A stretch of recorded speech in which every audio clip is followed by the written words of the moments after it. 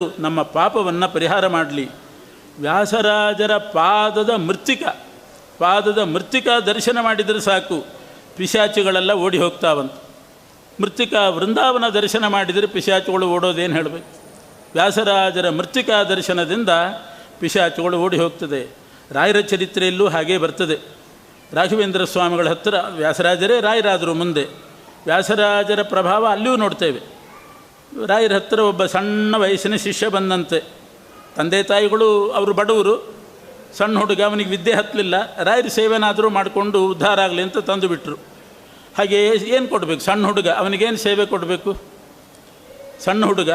ಅದಕ್ಕಿಷ್ಟು ಹೇಳಿದ್ರಂತೆ ರಾಯರು, ನಾನು ಆಚೀಚೆ ಹೋಗಿ ಬಂದಾಗ ಒಳಗೆ ಬರುವಾಗ ನನ್ನ ಕಾಲಿಗೆ ನೀರು ಹಾಕು ಅಂತ ಕೆಲಸ ಕೊಟ್ಟರು. ಒಂದು ತಂಬಿಗೆ ನೀರು ತಗೋ, ನನ್ನ ಪಾದಕ್ಕೆ ಹಾಕು, ನಾನು ಒಳಗೆ ಬರ್ತೇನೆ. ಹೊರಗೆ ಹೋದರೆ ಸಂಚಾರ ಮಾಡಿ ಒಳಗೆ ಬರುವಾಗ ಪಾದಕ್ಕೆ ನೀರು ಹಾಕ್ಕೊಂಡು ಬರಬೇಕು. ಹಾಗೆ ಮನೆಗೆಲ್ಲೆಲ್ಲ ಓಡಾಡಬಾರ್ದು, ಅಶುದ್ಧಿ ಆಗ್ತದೆ. ಅದರಿಂದ ರಾಯರು ಹೇಳಿದ್ರಂತೆ, ಎಲ್ಲಾದರೂ ಹೋಗಿ ಬಂದ ಕೂಡಲೇ ನೀನು ಪಾದಕ್ಕೆ ನೀರು ಹಾಕು. ಅಷ್ಟೇ ಕೆಲಸ ಮಾಡಿಕೊಂಡಿದ್ದ.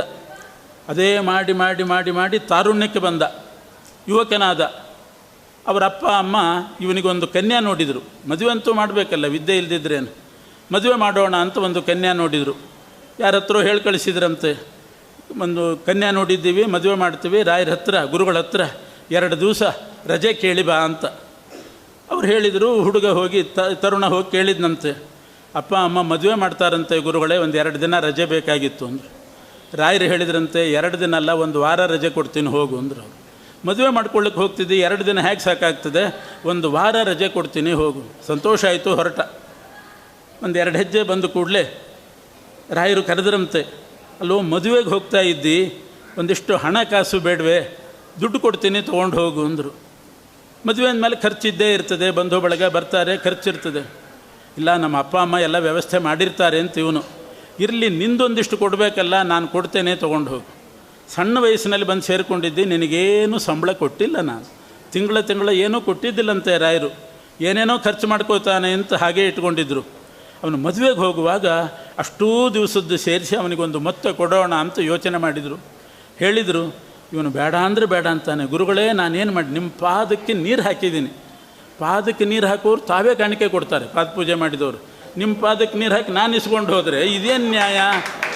ಪಾದ ಪೂಜೆ ಮಾಡಲಿಕ್ಕೆ ಇಷ್ಟು ಅಂತ ನಿಗದಿ ಮಾಡಿರ್ತಾರೆ ಎಷ್ಟೋ ಕಡೆ, ಇಷ್ಟು ಕೊಟ್ಟರೆ ಪಾದ ಪೂಜೆ ಅಂತ. ನಾನು ನಿಮ್ಮ ಪಾದಕ್ಕೆ ನೀರು ಹಾಕಿದ್ದಕ್ಕೆ ನನಗೆ ದಿನಕ್ಕೆ 1 ತಂಬಿಗೆ ಹಾಕಿದ್ದೀನಿ, 1 ತಂಬಿಗೆಗೆ ಇಷ್ಟು ಅಂತ ನಾನು ಮಾಡಿದರೆ ಎಷ್ಟು ಅಂತ ಸಂಪಾದನೆ ಮಾಡಿ. ಬೇಡ ಗುರುಗಳೇ, ನಿಮ್ಮ ಪಾದಕ್ಕೆ ನೀರು ಹಾಕಿದ್ದಕ್ಕೆ ಸಂಬಳ ತೊಗೊಳ್ಳೆ ನಾನು ಅಂತ ಅವನು. ಇಲ್ವೋ, ನಾನು ಏನೂ ಕೊಡದೆ ಹೋದರೆ ಏನಂದಾರು ನನ್ನನ್ನು, ಏನಾದರೂ ಕೊಡ್ತೀನಿ ತಗೋ. ನಿಮಗೆ ಅಷ್ಟು ನನಗೆ ಕೊಡಬೇಕು ಅಂತಿದ್ದರೆ ದಿನ ನಿಮ್ಮ ಪಾದಕ್ಕೆ ನೀರು ಹಾಕ್ತಾ ಇದ್ದೆ ಒಂದು ಜಾಗದಲ್ಲಿ.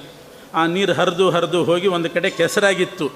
ಒಂದಿಷ್ಟು ಕೆಸರು ತೊಗೊಂಡು ಹೋಗ್ತೀನಿ, ಅನುಮತಿ ಕೊಡ್ರಿ ಅಂತಂದು.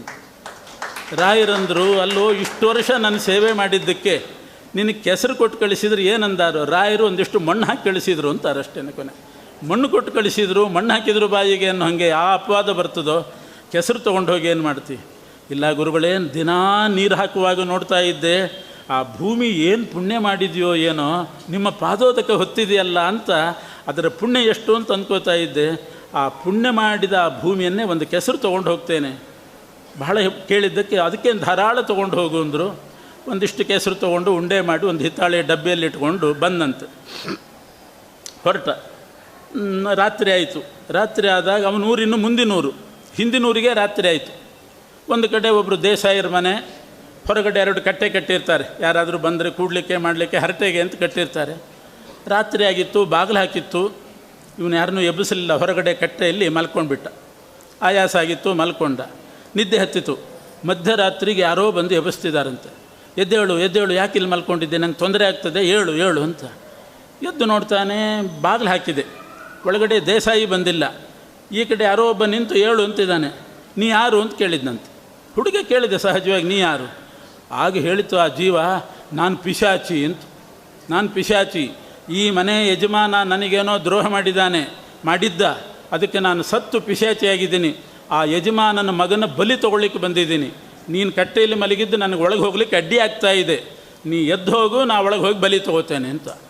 ಇಷ್ಟು ಹೇಳಿದ ಕೂಡಲೇ ನನ್ನನ್ನೆಲ್ಲಿ ಬಲಿ ತೊಗೋತಾನೋ ಅಂತ ಇವನಿಗೆ ಗಾಬರಿ ಆಯಿತು. ಆ ಚೀಲ ತಲೆಯಲ್ಲಿ ಇಟ್ಕೊಂಡು ಮಲ್ಕೊಂಡಿದ್ದ, ತಲೆ ಬುಡದಲ್ಲಿ. ಆ ಚೀಲ ತೆಗೆದ ಅವನ ಮೇಲೆ ಬಿಸಾಡಿಬಿಟ್ಟ. ಏನೋ ಕಲ್ಗಿಲ್ಲಿದ್ದರೆ ಅದನ್ನೇ ಹಾಕ್ತಿದ್ನೋ ಏನೋ. ಚೀಲ ಇತ್ತು, ಚೀಲ ಬಿಸಾಡಿದ ಕೂಡಲೇ ಅವನಿಗೆ ಬೆಂಕಿ ಹತ್ತಿತಂತೆ. ಆ ಜೀವನಿಗೆ ಬೆಂಕಿ ಹತ್ತಿತ್ತು, ವಿಲಿ ವಿಲಿ ಒದ್ದಾಡ್ತಿದ್ದಾನೆ, ಕೂಕೋತಾ ಇದ್ದಾನೆ. ಒಳಗಡೆಯಿಂದ ಗಲಾಟೆಗೆ ಎಚ್ಚರಿಕೆಯಾಗಿ ದೇಸಾಯಿ ಎಲ್ಲರೂ ಬಂದರೆ ಅವನು ಬೆಂಕಿ ಹತ್ತಿ ಒದ್ದಾಡ್ತಿದ್ದಾನೆ, ಇವನು ದೂರ ನಿಂತು ಬಿಟ್ಟಿದ್ದಾನೆ ಹುಡುಗ. ಕೊನೆಗೆ ಕೇಳಿದ್ರು ಅವ್ರು, ಯಾರೋ ನೀನು? ಅವನು ಯಾರು? ಯಾಕೆ ಬೆಂಕಿ ಹತ್ತಿದೆ? ನೀ ಯಾರು ಅಂದ್ಕೊಳ್ಳೆ, ನಾನು ರಾಘವೇಂದ್ರ ಸ್ವಾಮಿಗಳ ಶಿಷ್ಯ ಅಂದಂತೆ. ರಾಯರ ಶಿಷ್ಯ ನಾನು. ಇರಲಿ, ಅವನಿಗೇನು ಮಾಡಿದ್ದಿ? ಏನೂ ಮಾಡಿಲ್ಲ, ಅವನು ನಾನು ಪಿಶಾಚಿ ಅಂತ ಹೇಳ್ಕೊಂಡ, ನಿಮ್ಮ ಮಗನ ಬಲಿ ತೊಗೊಳ್ಳಿಕ್ಕೆ ಬಂದಿದ್ದೀನಿಂದ ಹೆದರಿಕೆ ಆಯಿತು, ಚೀಲ ಬಿಸಾಡಿಬಿಟ್ಟೆ, ಅವನಿಗೆ ಬೆಂಕಿ ಹತ್ತಿತ್ತು ಅಂತ. ಆಗ ದೇಸಾಯಿ ಕೇಳಿದಂತೆ, ನಿನ್ನ ಚೀಲದಲ್ಲಿ ಬಾಂಬ್ ಇಟ್ಕೊಂಡಿದ್ದೀಯೇನೋ ಅಂತಂದ. ಚೀಲ ಬಿಸಾಡಿದ ಕೂಡಲೇ ಬೆಂಕಿ ಹತ್ತಬೇಕಾದ್ರೆ ಏನಾದರೂ ಬಾಂಬ್ ಗಿಂಬ್ ಇಟ್ಕೊಂಡಿದ್ದು? ರಾಯರ ಶಿಷ್ಯ, ನನ್ನಲ್ಲಿ ಎಲ್ಲಿ ಬರಬೇಕು ಬಾಂಬು ಅಂದ ಅವನು.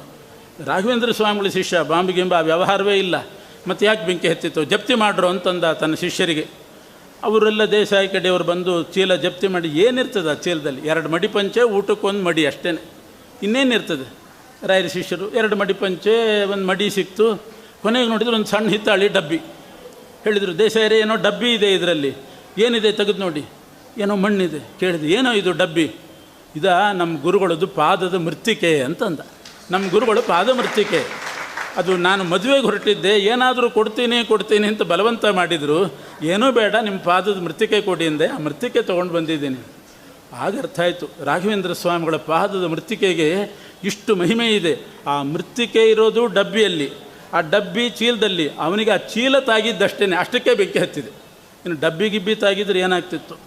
ಆ ಚೀಲ ತಾಗಿದ್ದಕ್ಕೆ ಸ್ಪರ್ಶಿದ್ದಕ್ಕೇ ಆ ಬೆಂಕಿ ಹತ್ತಿಬಿಟ್ಟಿತ್ತು. ಆಗ ದೇಸಾಯಿಗೆ ಅರ್ಥ ಆಯಿತು, ರಾಯರ ಪಾದದ ಮೃತ್ತಿಕೆಗೆ ಎಷ್ಟು ಮಹಿಮೆ ಇದೆ ಅಂತ.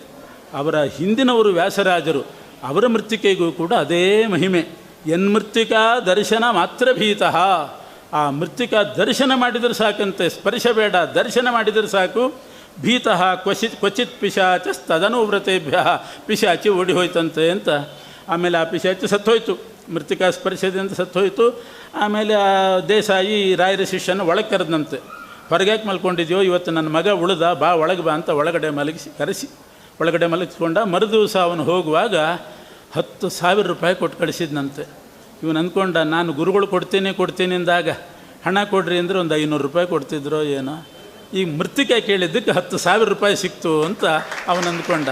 ಇಲ್ದಿದ್ರೆ ಗುರುಗಳು ಅಷ್ಟೇ ಕೊಡ್ತಿದ್ರು ಪಾಪ, ಅದಕ್ಕೆ ಬೇಡ ಇನ್ನೊಂದು ಸ್ವಲ್ಪ ಜಾಸ್ತಿ. ಆಗಿನ ಕಾಲಕ್ಕೆ ಅದಕ್ಕೆ ಬೆಲೆ ಇದೆ ಅಂತ ಇಟ್ಕೊಳ್ಳಿ. ಅವನು 10,000 ಕೊಟ್ಟು. ಹಾಗೆ ವ್ಯಾಸರಾಜರ ಮೃತ್ತಿಕೆ ಅಂತಂದರೆ, ದತ್ವಾ ಧನಂ ವಂಚಿತಮಾಪ್ಯತಸ್ಯ ತೈರ್ವಾಜಿತೋಯ ದಚರೇಣ ಮುಕ್ತಿಂ ಯತ್ಕೌಶಿಕಾನಾಸಿಕ ಮುಕ್ತ ಜಲಾತ್ ನಿಶಂಕಿತಾನ್ ನರಾನ್ ವ್ಯಾಘ್ರೋ ಮಹಾನಪಿ ಸ್ಪೃಷ್ಟುಂ ನಾಶಕತ್ತಮಿಹಾಶ್ರಯೇ. ಇನ್ನೊಂದು ಕಡೆ